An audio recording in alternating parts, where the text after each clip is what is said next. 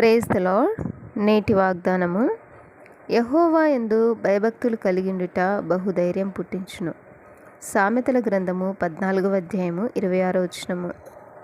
30 దినముల వరకు రాజు యొద్ద తప్ప మరి ఏ దేవుని యొద్దనైనను మానవుని యొద్దనైనను ఎవడును ఏ మనవి చేయకూడదు. ఎవడైనను చేసినడలా వాడు సింహముల గుహలో పడద్రోయబడును. ఇట్టి శాసనము సంతకం చేయబడినని దానియేలు తెలుసుకొనను. అతడు తన ఇంటికి వెళ్ళి యథాప్రకారముగా అనుదినము ముమ్మారు మోకాళ్ళుని తన ఇంటిపై గది కిటికీలు యెరూషలేము తట్టునకు తెరవబడిండగా తన దేవునికి ప్రార్థన చేయుచు ఆయనను స్తుతించుచు వచ్చెను. దానియేలు దేవుని యందు భయభక్తులు కలిగి ఉండటం ద్వారా ధైర్యం కలిగి ఉన్నాడు. సింహముల బోనులోనికి వెళ్ళడానికి భయపడలేదు. దానియేలును సింహముల బోనులో వేసినప్పుడు దానియేలు సేవించుచున్న దేవుడు సింహముల నోళ్లు మూయించాడు. అవి దానియేలుకు ఏ హానియూ చేయలేదు. దేవుని యందు భయభక్తులు గలవారి చుట్టూ ఆయన దూత కావలి ఉండి వారిని రక్షించును. ఆమేన్.